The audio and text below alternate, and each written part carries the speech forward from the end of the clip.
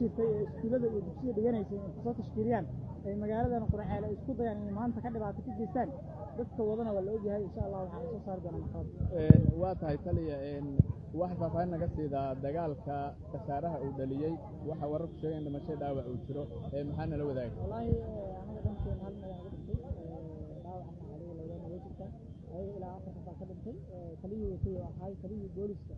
degmada Quraceel ahay jiray Cabdul oo ahay kaliya kaliya oo dhaawacana waan haynaa oo ciidanka watay hadda wixii ay rabeen ilaahay ma sii tagin waan afshinan insha Allah waxaan rajaynaynaa inaan maxkamad soo taagi doono hadda xaaladda guud ee magaalada maxaad nala wadaagi kartaa maadaama ciidamada aan arkaynay oo howlgallo badan samaynaya maxaa soconaya wallahi magaalada tuugeeda ay ku laabatay saaxo si dhaba ayaa magaalada nimankiina waa la qabtay si dhaba ayaa gacanta magaalada loogu hayaa waxaan rajaynaynaa inaan inta la yiraahdo wax oo khasaaraha oo marka laga soo tago dhowr qof shacab ah daraafooyin iyo meeshaas dadka ka dhashay ayagana khasaare ah dhibaatooyinkaas shacabka ugu tacadiyeenna insha Allah dadka dibkaas u geystaan maxkamad soo saari doona insha Allah taliya maxaa keen ayaa isleedahay in si fudud magaalo amaamulaysan saldhigeeda muddo gacan ku haynta ciidamada dawladda uu ka baxo waxa keeni kara ciidamada booliska iyo saraakiil booliska oo hore dawladda u qaramaysay laakiin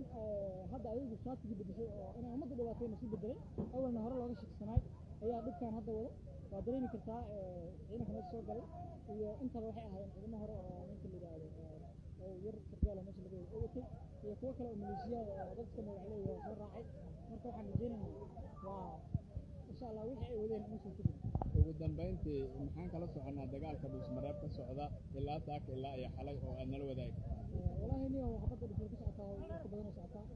waxaan rajaynaynaa insha Allah inay soo gabagabeyso waxaan rajaynaynaa insha Allah inay soo gabagabeyso talabana ciidanka dawladda ay xareeyay waana si dhawaan ula wareegno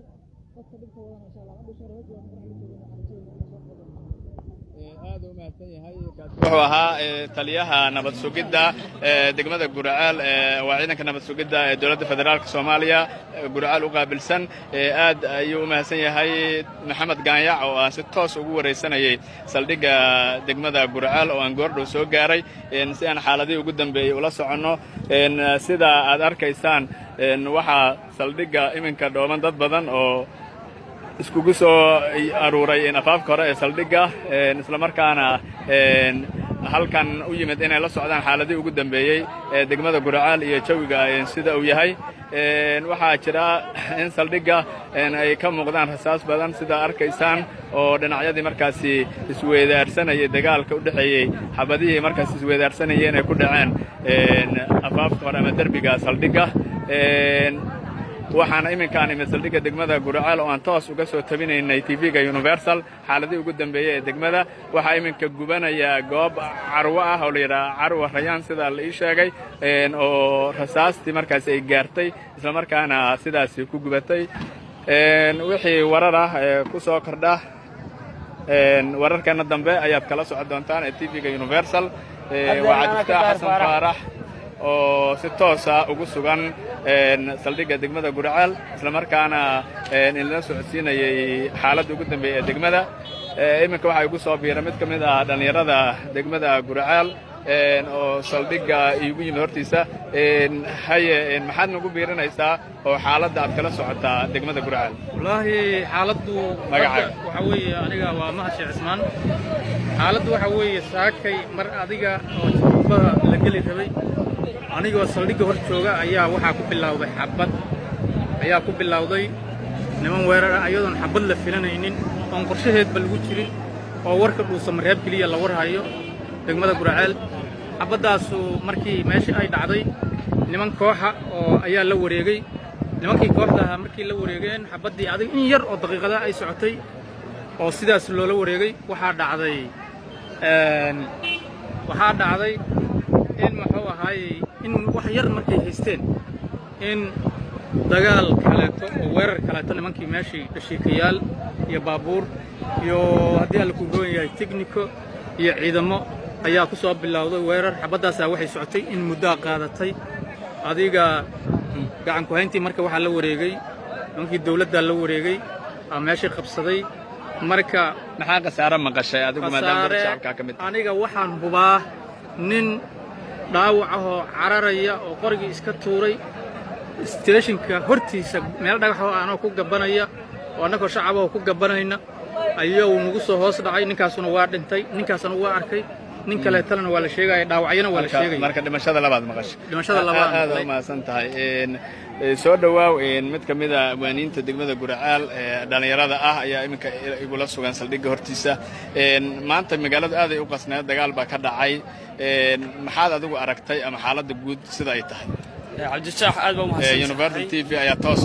iminka ugu jirta oo lagaga daawanaya adiga Universal ba waan idin mahad celinayna hadaan nahay shacabka reer Guraceel horta sida guud ahaan saakay ayaa dagaalku bilowday ciidamada meeshan joogay markii hore dawladda ay taabacsanayeen kuwa soo weerarayna siday sheeganayaan ahlu sunna ay taabacsanayeen marka waxaan dareemaynay in dagaalku uu ku bilowday qaab goosgoos ah oo xabado yar yar ah si fudud ay kuwaas u qabsadeen kadibna waxaa yimid ciidankii nabad sugidda oo isagu si toosa markii dambe ula wareegay khasaaraha aan ilaa hadda maaragtay aan anigu xaqiijin karo shakhsiyadaydu waxa weeye laba mayd ah waan caadi u arkay oo midna uu yahay qof tuuto wata midna uu yahay qof shacab ah waa tahay marka hadda xaaladda magaalada weli xisadda muuqata meelo gubanaya iyo muuqanaya maxay tahay meeshaas gubanaysa meeshan waxa weeye meel electronic oo la yiraahdo Gomey 1 ayaa la yiraahdaa waxa ay ka gubanaysaa dhabarka dambe maqaayadda caanka ee Daarusalaam ay ka gubanaysaa Cabdifataaxow waa koronto dab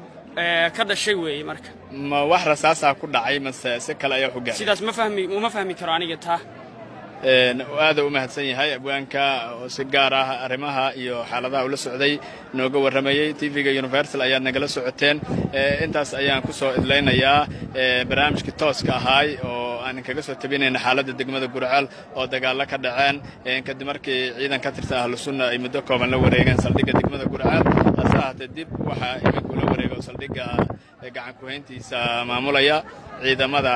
NISA ama nabad sugidda ee dawladda federaalka Soomaaliya waa Cabdifataax Xasan Faarax oo inaan leh sidaas iyo nabadgelyo intaan ku kulmi doono